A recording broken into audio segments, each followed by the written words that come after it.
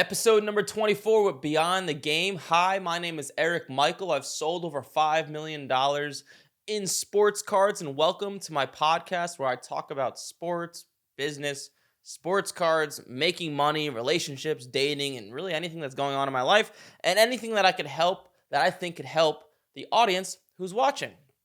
I have a bunch of amazing stuff to talk about. So much has happened over the weekend in my favor because I'm a New York sports fan. And I'll start it off with this. Karl Anthony Towns is now a New York Knick. How amazing is that? Oh, it's so great. I mean, the Jets lost. That sucks for me. And that was embarrassing.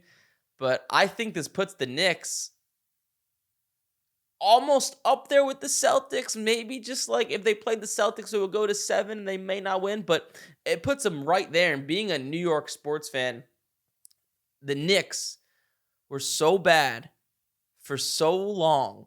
It was so painful. And I don't know if a lot of you guys watching this probably aren't from New York, but they are so beloved. Just to put it in perspective, when the Knicks were just trash, just bad, they would still sell out every game. Tickets were super expensive. And now, if the Knicks were able to bring a championship back to New York, it would just...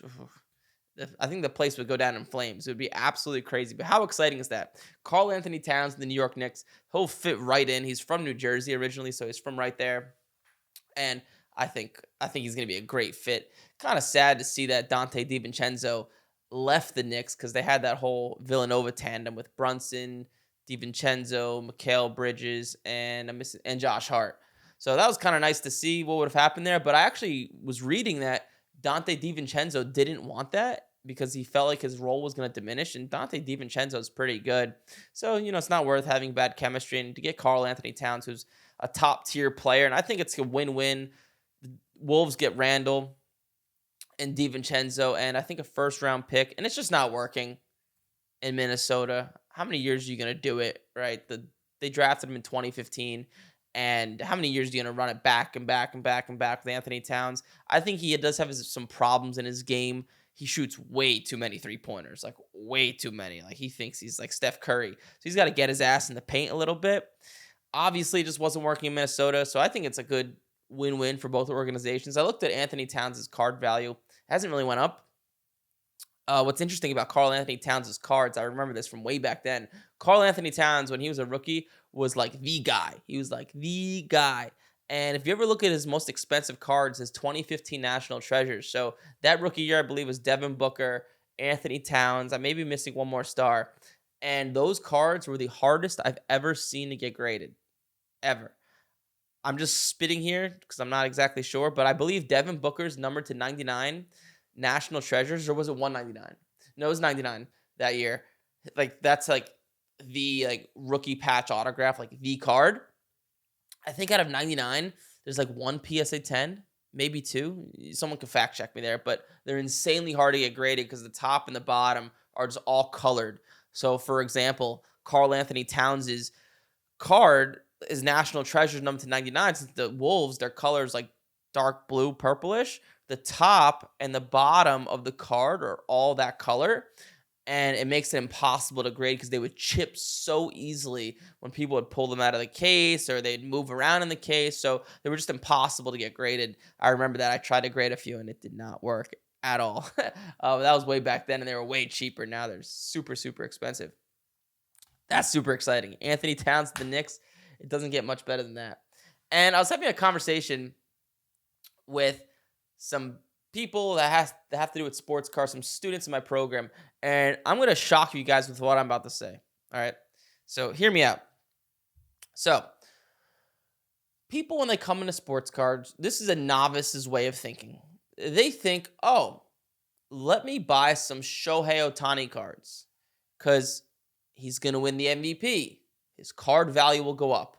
Or let me buy some Jaden Daniels cards. He's going to win Rookie of the Year probably.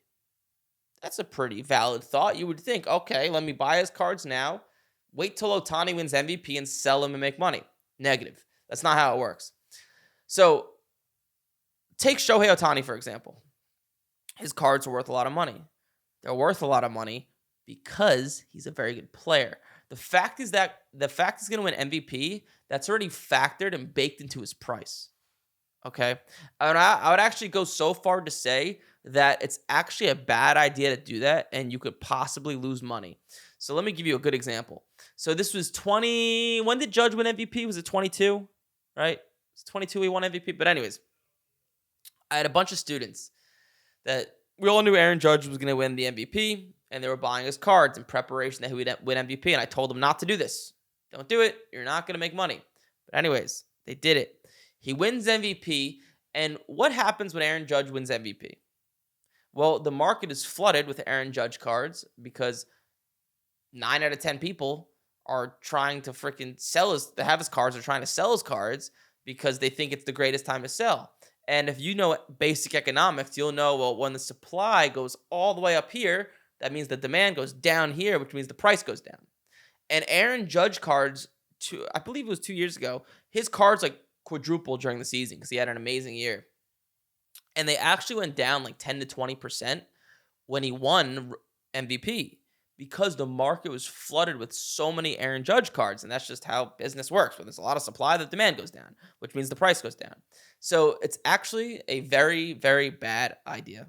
Nobody cares that someone's winning Rookie of the Year or MVP. And the same goes for Rookie of the Year. I remember when, who was it? Ja Morant. Everybody was trying to sell his cards when he won Rookie of the Year, and they actually didn't go up. They go down, and you could take a look at it. Go back the past year or 2 years, and you could kind of look at the past data. You could use an app called Market Movers, and you could look, okay, who won MVP last year? Let's see if his card values go up.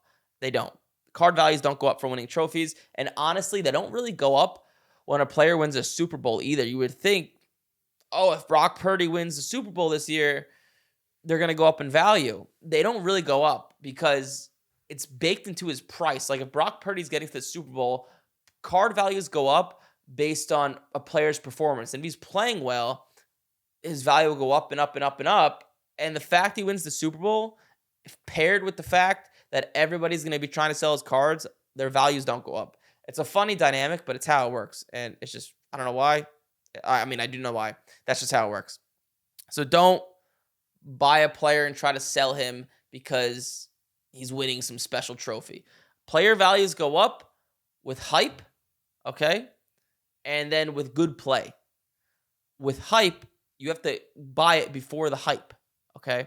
And if you've listened to anything I've ever said, most players don't perform up to expectations, which means you cannot just buy players and hope they play well because most are going to go down in value. So if you do it correctly, players will be hyped in the offseason with like baseball, for example, in like February and March.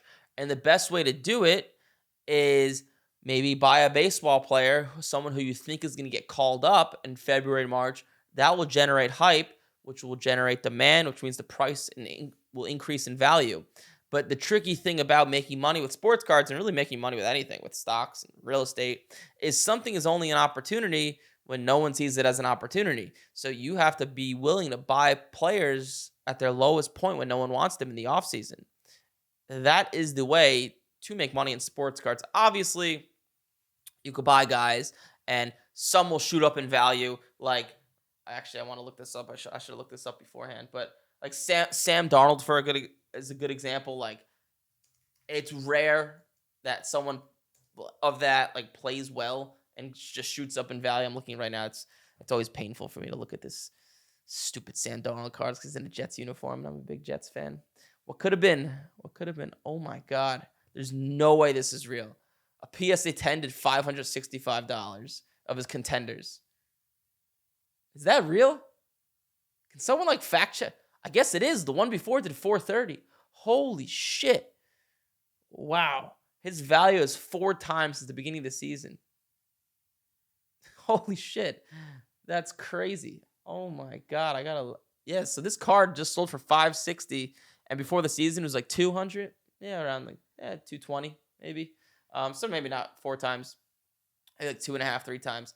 But that doesn't happen a lot of the time. It just doesn't. That's just not the way it works. But the reason Sam Darnold went up a lot in value is because no one saw it as an opportunity. And because of that, when it becomes an opportunity, it skyrockets. A great example would be like CJ Stroud, who's obviously really good and he's hyped. If he was playing like Sam Darnold is, where CJ Stroud's playing well, but not to Sam Darnold's level, his value wouldn't increase that much. It would go up probably like 10%, 20%. But if you want to be able to like double or triple your money, you got to have a big set of balls and buy guys when no one's on them. That's just the way it works. So hopefully that makes sense. Got some other stuff in the mix. So I'm a big Mets fan, as you know. And this is an interesting dynamic because this is like fascinating because for those of you guys that don't follow Major League Baseball, so the Mets, the Braves, and the Diamondbacks are fighting for 2 spots in the wild card, and the season is ended. However, today, while I'm speaking, the Mets and the Braves have a doubleheader. They were supposed to play a few days ago, and they didn't because of the Hurricane Helene. And the way it's structured right now, because the Mets have the tiebreaker over the Diamondbacks. However, the Mets don't have the tiebreaker over the Braves. So, if the Mets lose both games, the Diamondbacks get in. If the Braves lose both games today, the Diamondbacks get in. However, if the Mets and Braves split, so if Mets win 1 and Braves win 1, the Mets and Braves both get in, Diamondbacks don't. So the Diamondbacks need one of the 2 teams to lose both games.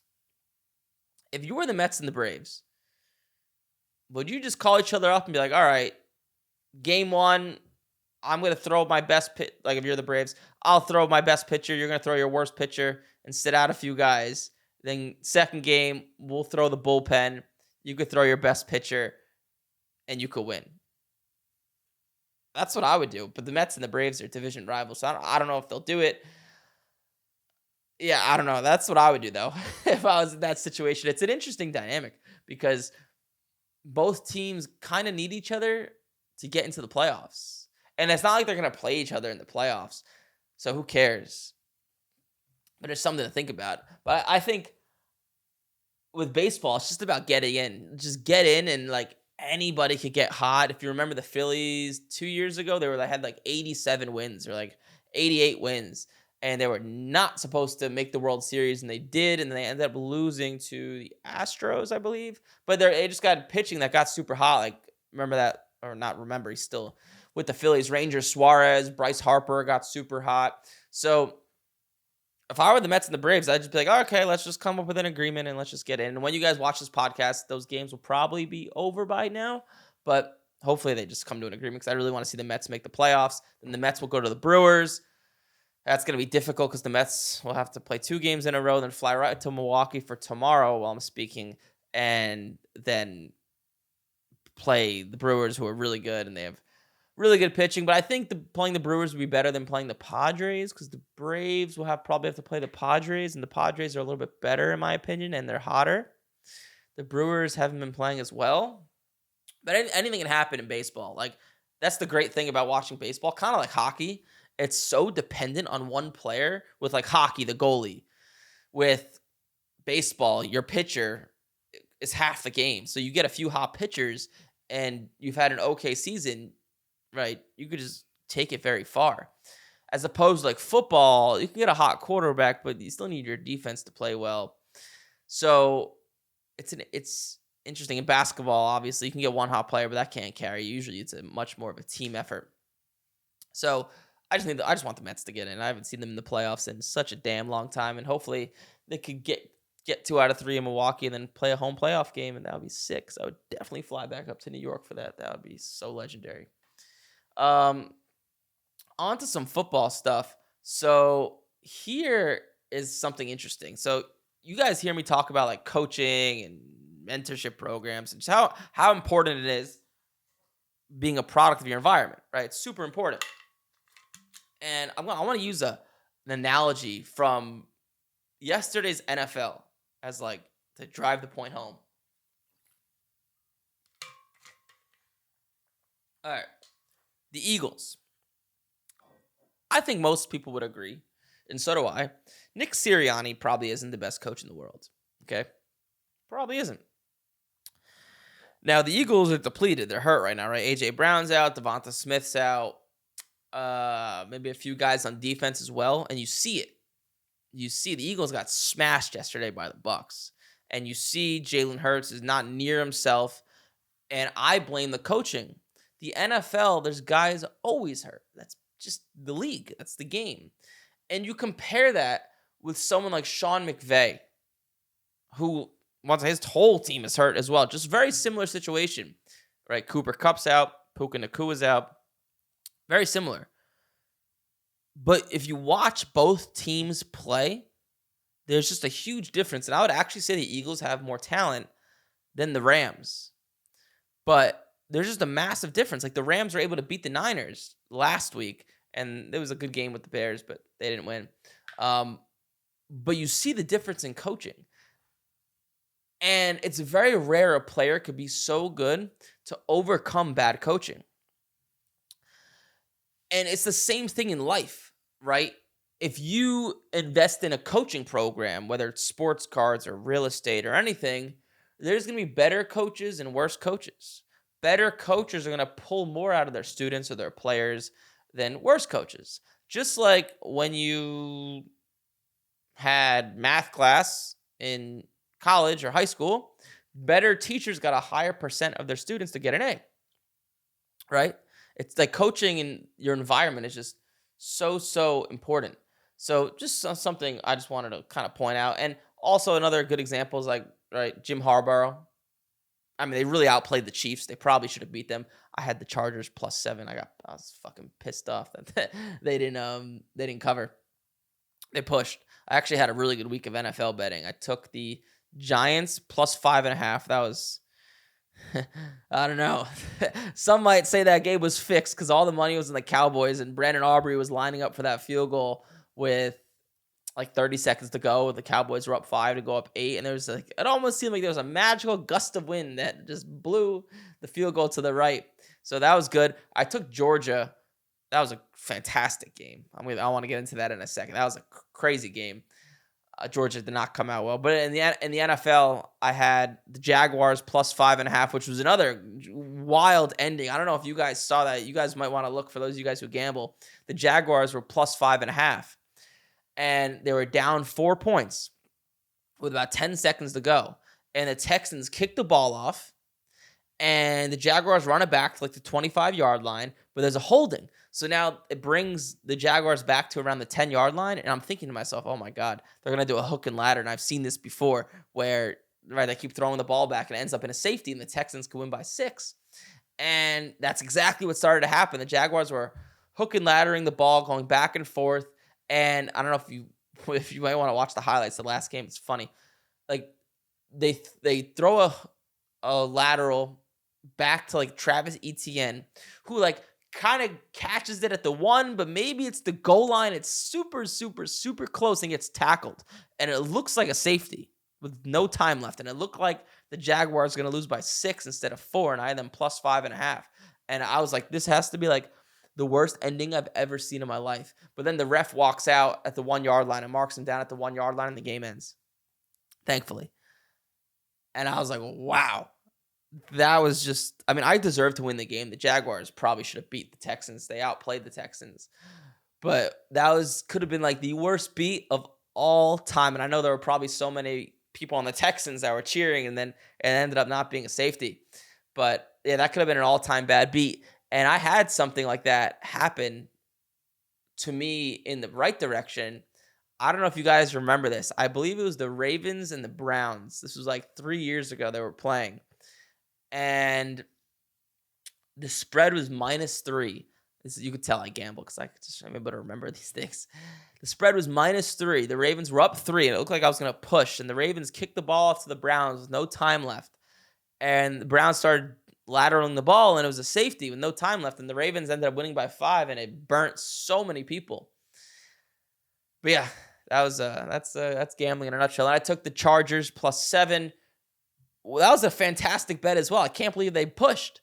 They let up a touchdown at the end, and they just had no juice in their offense. And I ended up taking the Ravens -2.5 home to the Bills.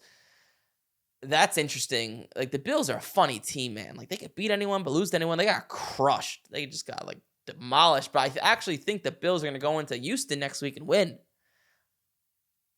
It's interesting how the NFL works. It's just like you could show up or not show up any week. But uh, so that's some stuff I wanted to talk about. Um, got that, and then here's a interesting thing. I also had someone ask me this weekend. They were kind of honestly glazing me a little bit. If you can look that up if you don't know what it means. And they were like, "Man, like you have this successful business and you're so young. Like, how did you do it?" And I don't like when people fucking do that to me. But anyways, I said to him, honestly, it starts, and this is like corny. I know a lot of you guys hate mindset and think mindset's the worst thing in the world, but it really starts with your mindset. And this is something. Here's an interesting thing that happened to me in my life. That was like one of those small things that was just like a life altering thing. So I'm 27 years old. I've had one girlfriend in my life, as pathetic as that sounds, when I was 18, 17 years old. Like it was my senior year of high school, going to my freshman year of college. The relationship did not work out fully because of me. I started to go to college, started to have fun, started to buy and sell sports cards, basically ignored her. So if you're watching this, ex-girlfriend, sorry about that. But anyways, when I was about I think it was my senior year of college, maybe my junior year when we first started dating at the end of my junior year, Snapchat was getting around. Snapchat was a really big thing, and it was getting really popular. And now Snapchat's not as big, but it was back then. And I didn't have one. Just never really occurred to me to make one. She wanted me to make a Snapchat just so we could snap each other funny things back and forth. So I was like, sure. So I made a Snapchat. Just like any 17-year-old, I added all my friends, and I used it. I remember I was in my bed, just like you probably do. I was looking at people's stories, and I remember thinking to myself, I was like, man, this is just so stupid. Why am I looking at what other people are doing? What a waste of time. Because of this, I'm delaying me going to bed by 45 minutes. And this, on top of it, is just not providing any value in my life. If anything, it makes me feel bad about myself. Because people, you know how social media goes, right? People try to show the best versions of themselves and try to pretend like they're having so much fun. And in reality, it's never like that.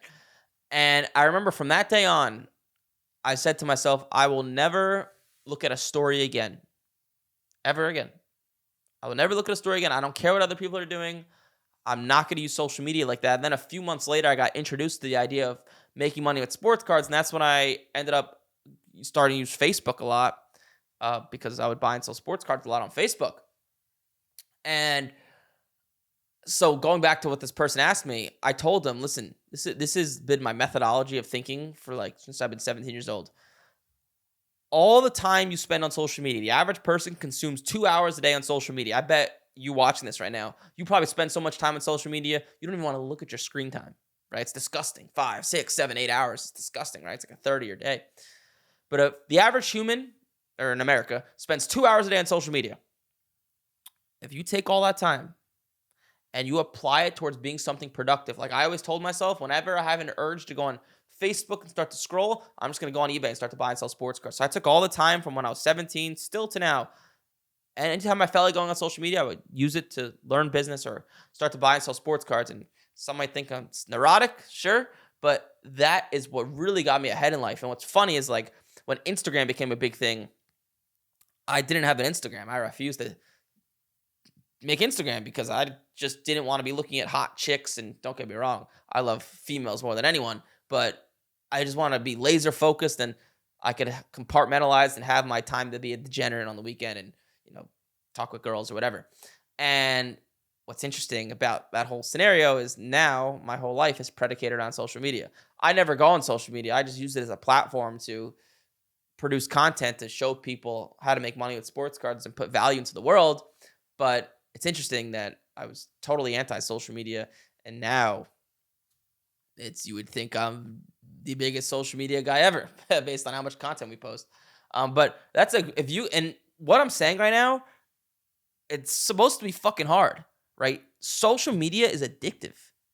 Like, that's why you feel like you can't stop scrolling, or you just have to open up that blue Facebook app or click on Instagram and look at people's stories. It's built to be addictive.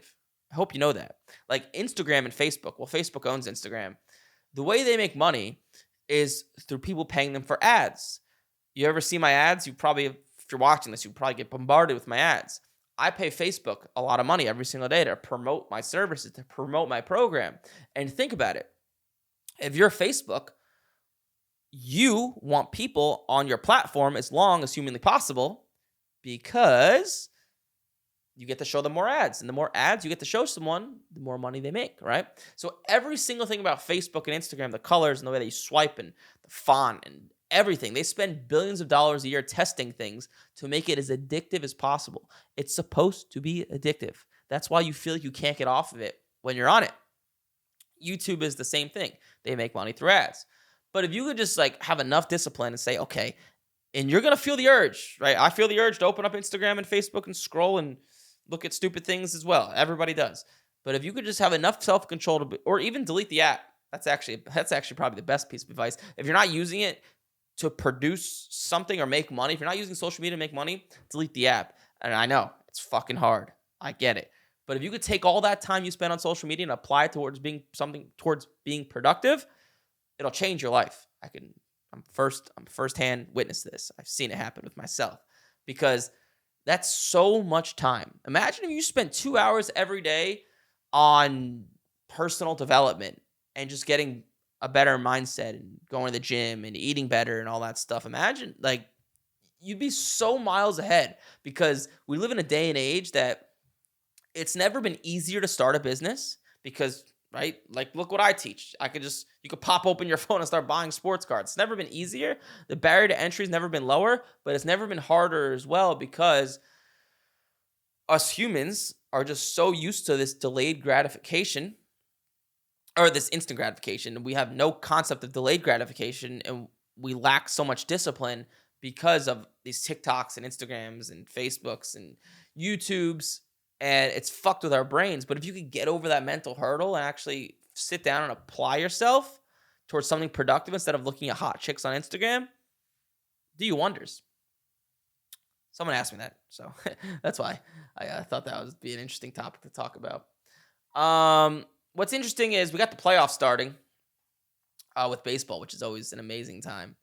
And I actually, if I could bet money on this, I would bet the Yankees and the Dodgers, if I could like put them together and say they would not win the World Series, I don't know what that bet would be, maybe around even money. I would. I don't know if I could do that, but I definitely would. I don't think they have the pitching, especially the Dodgers pitching staff stinks. Like, you need pitching. Like hitting goes away in the playoffs, right? Every single year, these games are very low scoring. You need the bullpen. You need the pitching. I mean, I'm a Mets fan, so I'm biased. I'm going to say I think the Mets will win. But if the Mets didn't exist, I like the Guardians a lot. They have a tremendous pitching staff. The Braves always do as well. I mean, I could see a Braves-Guardians World Series. That's boring. Hopefully it doesn't happen. Hopefully it's like Mets-Yankee World Series or something. That would be insane.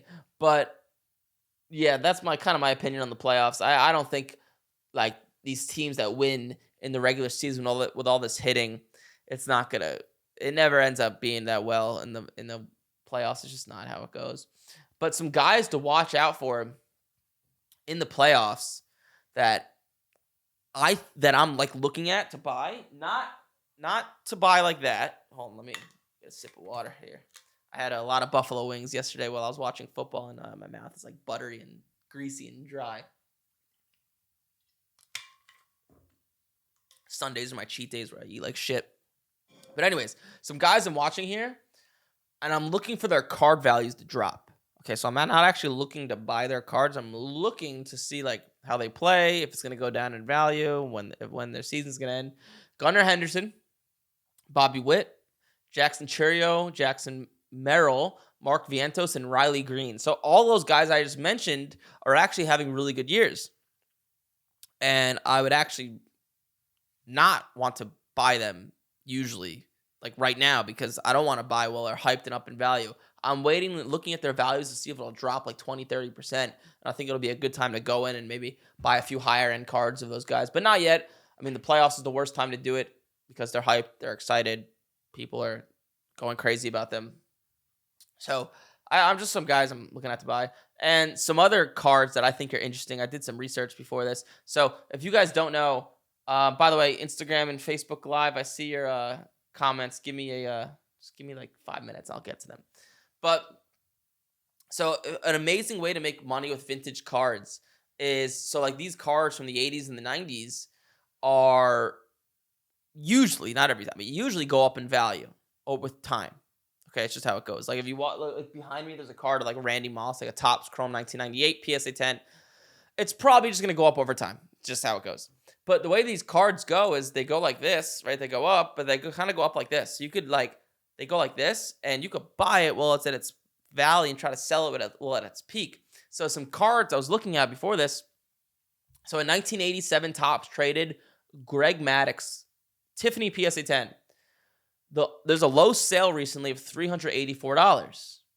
And the highest sale this year is 610. And this card's going up over time, but it's going up like this. So if you could get in right now, one just sold for 384. If you could get in for like 340, 350, 360, no financial guarantees, obviously, but I would think odds are it should shoot back up to 500 plus, and it's just a nice way to make like 20% on your money. Same thing with Tim. This one was pretty crazy. A 1997 Metal Universe Tim Duncan PSA 10 from 97. One just sold recently for $108, and there was a high sale in the past year of $256. So will it get back up to $256? Probably not, but if you could get in now for around $100 at its lowest point, that card's probably at its floor, right? And this is what I mean when saying buying things when no one sees it as an opportunity, right? Guys with this card might be panicking that it's not going to go back up in value and that it's low. You could get in really good and sell it for a good profit. Same thing with the 1990 Topps traded Emmitt Smith PSA 10. While I'm speaking, there was a recent low sale of $114. There's a high sale in the past year of $210. Buy low, sell high, same concept. And the last one I'll throw out there is this is actually an interesting one. I remember when he was on the Mets. 1988 Tom Glavine Score Glossy PSA 10. One just sold recently for around $190. A PSA 10 did about $300. So just a nice opportunity to get in low. And, you know, whether the card goes back up in value in a week, a month, a year, 6 months, like who cares? Because if you have the money and the money is just sitting in the bank, it's better than being in these cards that are probably going to appreciate with time. So just some random cards that I think are good, interesting buys at the moment. And then on to some Q&As here. So I have some comments and I have some Q&As. So it's a mix. So Mark says, what are your thoughts about the newer grading companies? Degree? I don't even know what that is. Is Degree a grading company? Degree grading. Degree grading. I'm looking this up as we speak. I have not seen this. The website looks nice. Degree grading. Interesting. My thought with all of them is going to be the same. Okay, it's like a green case. Yeah, I mean, my thought with the newer grading companies is no good. Because even like PSA is always going to be the best route because the name of the game is to make money. And the only thing I would say is SGC is a viable option. Like an SGC 10, this is not a newer grading company, but an SGC 10 is like worth like 30, 40, 50% less than a PSA 10. So but the thing is you get it back like right away, like within a week, as opposed to PSA takes a month plus. So to turn over cards faster, SGC is a better route. But with these grading companies, to be honest with you, the way I use them is I look to buy like cards in good condition in these grading company holders because I know no one else wants them. I crack them out and send them to PSA. The problem is most people try to get PSA 10 prices for cards for these grading companies, and they're not worth near that. And I see your next question is, will their grade 10s equal a PSA 10? Thank you for all you do. Oh, you're welcome. No, there's no way. There's just no way their 10s will even be close to a PSA 10, which is why it's a good like arbitrage opportunity to try to buy it. And it's not that these grading companies don't know how to evaluate a card, right? So if it's graded a 10 and this company Degree, it's probably in good condition, and it's you're getting a card that's in good condition. So that's what I would say. Let's see. This person's name is My Mom Didn't Throw Out My Baseball Cards. Interesting name. Oh, I like this. Okay, this is long. What are your thoughts on this strategy? purchasing vintage cards from 54 to 70, Topps baseball Hall of Famers in the PSA 4 to 6 range, cracking the slabs open, cleaning the cards, dirt, scuffs, pencil, pen markings, glue stains, resubmitting them to PSA with the goal of having the cards increase 1 or 2 grades. Figuring on doing 25 cards at a time with a target goal 50%, increasing 1 grade point. So with 1 grade point, you're saying it increases 50%, 20% increasing 2. Oh, I see what you're saying. So you're saying 50% of the cards you send in will be able to increase 1 grade point, 20% will increase 2 grade points, another 20% will return at the same grade, 10% being rejected for tampering. And you're not talking about restoration, trimming, adding, or coloring. It's an interesting idea. It's worth it. So it just depends on the margin. So let me pull this up so I could kind of play with you here. So let's see a 1954 Topps Hank Aaron. Let's just use this as an example. So let me find this card. 1954 Topps, Mr. Aaron. So let's say if you bought one of these in a PSA 4. A PSA 4 is around $4,000 to $5,000, and a PSA 5. Let's see what a PSA 5 is doing. Yeah, PSA 5 is like 6. Based off those numbers, this is the problem you're gonna run into. Number one, you're never gonna get a good deal on these cards. So it's people always want way too much for them. Number two, if you're able to increase it by 1 grade point, which would be really good, it seems like you're making about 20% on your money, maybe 25%, which is a lot of work. It's a lot of work. If you increase it 2 grade points, let's say in this Hank Aaron example, if you increase it 2 grade points, you'll around almost double your money. Yeah, almost double your money. So what I would say is, okay, you could do that, and it's a ton of work, and a lot of them will come back tampering, and you're going to lose your ass when that happens, because you'll buy a card for $4,000. If it only comes back authentic, you are fucked. You're going to lose $2,000-3,000. So I would actually say it's probably a losing proposition. And number two, even with what I said, or your numbers hold true, you can make more money with modern cards, right? If the name of the game is making money, which I'm assuming if you're watching this, you probably want to make more money. You could buy a card for $100, get it graded, resell for $250, $300. You don't have to worry about tampering. These cards are gradable. They're easy to find. You can get them at good deals, and you can send it to PSA. So that sounds like it's much more scalable. Good luck finding these cards. And a lot of the times, these cards, the damage to them, it's impossible to restore. I don't know how you plan on restoring pencil marks from 40 years ago. I don't know if an eraser is going to work. So I would say, me personally, I wouldn't do it. I think it's a shitty strategy. I think you'll actually lose money in the long run. But you don't know until you try it. It could be an amazing strategy. But my personal opinion is I wouldn't do it, if you want mine. Let's see. Mr. Anonymous says, what's the difference in buying raw cards versus getting a good deal on a graded card and reselling? Have some good items on eBay lately, and you believe they're way undervalued in price. So if you believe they're undervalued in price, it doesn't sound like you're too confident. It doesn't sound like they're that undervalued in price. Well, the difference is buying raw. There's much bigger profit margins, right? You could buy a card for $100, get it graded, resell it for $250, $300. So there's much bigger margins. It's much easier to find cards already graded. Buying cards graded at just good deals and flipping them, it's kind of hard to do. You kind of need some savviness to it. For example, me, I buy a lot of cards already graded, but in the off season, and I plan on them going up in value, where I do a bunch of research and on the player and the market and how much it's down. But the difference between buying raw and getting graded, it's easier to find cards in good condition, much easier to make a quick buck, because you could literally double or triple the value of an asset. The downside is it's not as scalable. So I've seen students, for example, of mine, they kind of cap out buying raw and grading at $7-8 profit a month.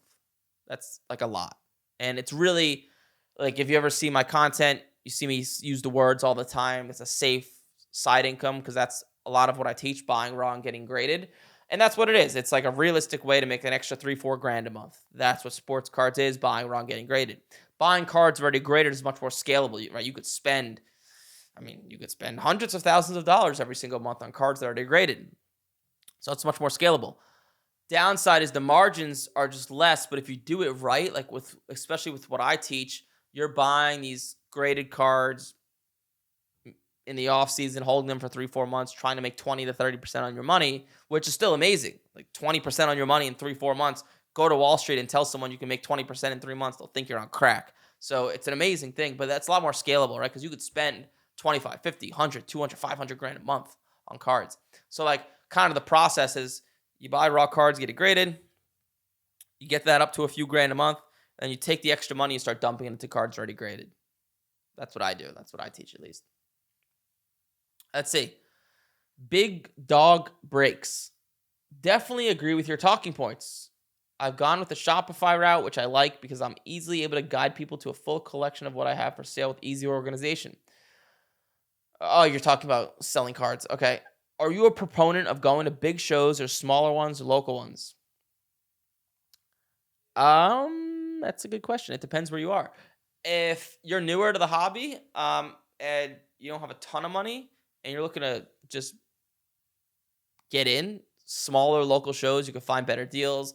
You can find cards to be graded, because if you're newer to the hobby, like especially like with what I teach, right? I'm teaching raw flipping to get graded. Local shows are where you'll do that. Going to big shows and trying to find that stuff, good luck. It's not too easy. But once you get bigger and you have a bigger bankroll and you're looking to buy cards already graded, bigger shows are better.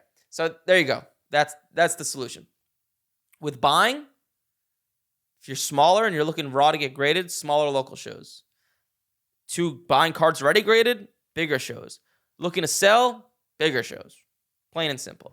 And I would, like, if I was really doing it right, like if you really wanted to fucking nail it, what I would do is buy raw to get graded, bring that stuff already graded to shows. You could just cash out really quick, and I would set up to sell, and then I would go to the show to buy already graded. So I'm there, set up to sell. Raw cards I've got graded to flip and make a quick buck on. Then I'm taking the money at a big show and I'm buying already graded. And once again, obviously, if you buy raw, if it's in good condition to get graded, if you could, but it's just harder at bigger shows, what I've experienced. So that's kind of what I would do, big dog breaks. So let's see what else we got here. Oh, Jerry, you signed up. Congratulations, man. I'll see you inside the program. I'll see you inside the coaching calls. Adam asks, do you only grade the card or the auto also? So usually I just grade the card. I'll grade the auto if the auto is perfect and it's good. I would not grade the auto if the auto is bad. It will, like, if you grade a PSA 10 with a 9 auto, that'll lower the value by like 20, 30% a lot of the time. No one wants to see a 9. But if the auto is good, a lot of the time a PSA 10 with a 10 auto will increase it by like 10 to 20%. So if the auto is good, I'll grade the auto. If I have any type of question about the autograph, I would not grade the auto. People do not like seeing 9 autographs. So if I'm a beginner and I'm just getting in, don't grade the auto. There you go. Robert says, Eric, do you think the 84 Jordan stars will keep climbing? I'm looking to buy. So I know Michael Jordan cards, like 86 Fleers and 84s, have went up a lot in value. Why? I have no idea. Maybe I'm missing something. Like I said, these vintage cards go up and down over time, but they go down and then up and down and up, but they go up over time. I would not buy MJ if you're looking to buy for the future. Like, I can pull this up on my screen just to kind of show you. I mean, I can't show you, but I can tell you. I wish there was a way for me to share my screen. I got to work on that. But let me pull this up and I'll tell you what I would do. So like a 1984 star, Jordan. Let's take like a BGS 8. And let's see, in the past 8 years, so like, for example, like this 1984 BGS 8 Jordan. Back in 22 and 23, this card was like 17 grand, 18 grand. It was even 18. It was like 20 grand in 2024. There was a sale of 25 grand. Then there was a monster sale, 45 grand, then another at 40 grand. So it'll come, once it comes back down, like in this specific example, if I was looking to buy it, I would wait till it comes back down around 20 grand. It was 20 grand for a long time. Why it shot up, I don't know. But it'll come back down to around 20, then I would buy it. I would definitely not get in when it shoots up to like 40 grand. Like, I don't know why that happened, but that's what I would do. I would wait till it comes back down because what goes up must come down. It always does come back down. It goes up over time, but it does come back down eventually. All-time sports edits 559. Is it a good idea to buy some already graded PS10 Wembies and then sell towards the end of the NBA preseason? You kind of already missed that boat. You had to buy a Wemby like May, June before they picked up Chris Paul and he played well in the Olympics. Well, I'm speaking right now. There's not enough time for it to appreciate. So the answer to that question is I personally would not if it was me. Like, you kind of have to buy a few months before when no one wants them, dead of the offseason. That's the sweet time to buy when nobody wants them. Now you're kind of late to the boat. So that's all I got. And I got one more interesting thing. I wanted to throw out there. Where is this? I have my notes here. All right. This is how I'm gonna end this because I think this is fascinating.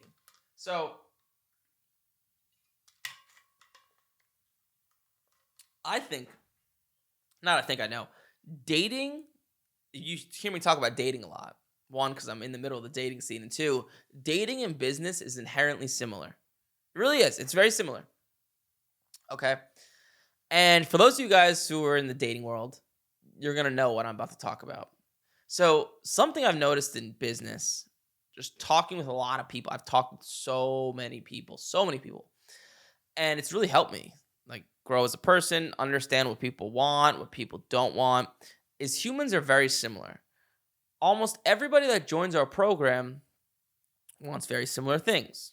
Safety, financial security, an extra few grand a month. A lot of people don't want to make 10, 20, 30 grand a month because they don't believe it's possible. And it's not a lot of the time. Like sports cards, you could do it, but it's like a nice way to make an extra few grand a month. And dating is very similar. So this is not meant to be sexist, what I'm about to say, so get that out of your brain. Every single girl I've met, this is like funny because it's like me and my buddy joke about it. So like on these dating apps or in person, it doesn't matter. Every single girl says the same exact 3 things when you meet them. Same 3 things. Every single person says, every girl, something along the lines of, oh, I'm bad at texting or I'm bad with my phone. That's number 1. Like every single one. Number 2, if you meet someone on like Hinge or Tinder, I just downloaded the app. I don't use this much. Every single one. And number 3, when you sleep with them, when you sleep with a girl, they always say, I don't do this much. Okay? Now, I bring this up because it's relatable to business. So first off, based off what I just said, nobody on this planet is bad at texting. No person, let me tell you something. I'm good at texting. I have 30 plus employees. My life's fucking nuts. And I keep my phone on D&D all day. It's behind there somewhere in that bookshelf. I don't even know where it is. I'm not bad at texting. Nobody's bad at texting. Number 2, not every single person could have just re-downloaded the app. And number 3, I'll leave. I'm not going to talk about the last one. But people aren't real with themselves. Like, and this is how this is. I think this is a problem when it comes to people's mindsets in business. Be fucking real with yourself. Like, people identify themselves with these false illusions because it makes themselves feel better. Like when I'm in these rooms full of business owners, I know how fucking hard it is to run a business. I know how hard it is to turn a profit. And all these business owners are like, oh my God, I'm making all this money, this, that. They're all liars. Like, people always lie about money. And you ever notice when you talk with someone and you meet them at a party or you meet them out, everybody loves to identify themselves as busy. I'm so busy. I work so much. Because they want like that sympathy from other people. And like that's so like girls, they all of them say I'm bad at texting, I'm bad with my phone. People, every single person identifies themselves as busy. Every single person. Some are, some aren't. Some like to feel like give themselves that identity because so it's okay that when they're lazy, they're able to be lazy without feeling bad about themselves. But I bring this up because step back in the mirror and look at yourself in the mirror for a second and ask yourself, Am I like be real? Like, am I actually where I want to be? Am I actually busy? Am I just telling myself that? Because if you tell yourself something enough, you'll believe it's true. Listen, everyone has fucking 3, 4, 5 hours free every single day. I don't care. I don't care who you are, you do. Maybe if you have kids and your life's a little crazy, you don't. But most people do. And that's the first step in like admitting you have a problem, in like fixing your problem is admitting you have one. Whether it comes to money or fitness or something, stop telling yourself you're busy. Stop telling yourself you're bad at texting. Stop telling yourself you're bad at this, you're bad at that, because you're not. If you work on solving the problem and you execute at a high level, you will be able to fix the problem. But something is only a problem to you admit it's a problem. Okay?